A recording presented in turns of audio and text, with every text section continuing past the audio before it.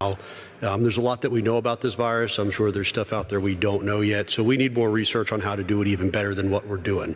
But I think we need to contrast a little bit. We talked just now about the 1983, 1984 outbreak.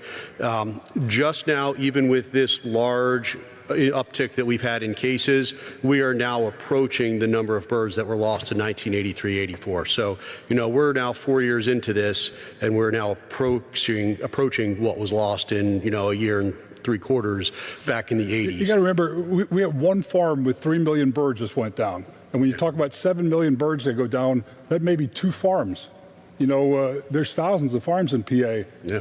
But the numbers are different since 83, that there's what we lost in 83 in today's standards would be 3 or 4 farms.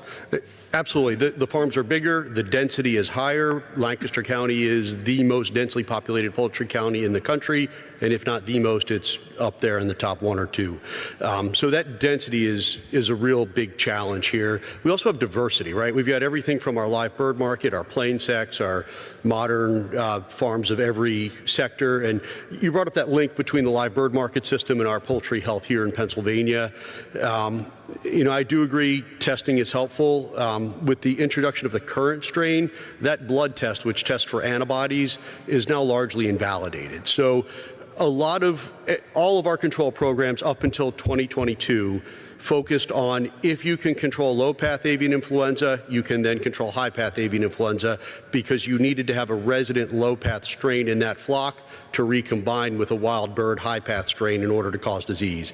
The strain that came over, the Eurasian goose strain that came over in 2022, that is the first time that high-path AI is directly infectious from our wild waterfowl to our domestic chickens and turkeys and things of that nature. So for that reason, PCR is going to be a much more valuable tool going forward. To help break that cycle of what happens in the markets, bleeding back into Pennsylvania, we came up with the live bird market system biosecurity assurance program. We issued it. There was some pushback on it, so we've pulled it back for a bit. We're revising it, revamping it, but I agree, we need biosecurity to be much more widespread. All of those farms that don't have biosecurity, they are a risk to their neighbors.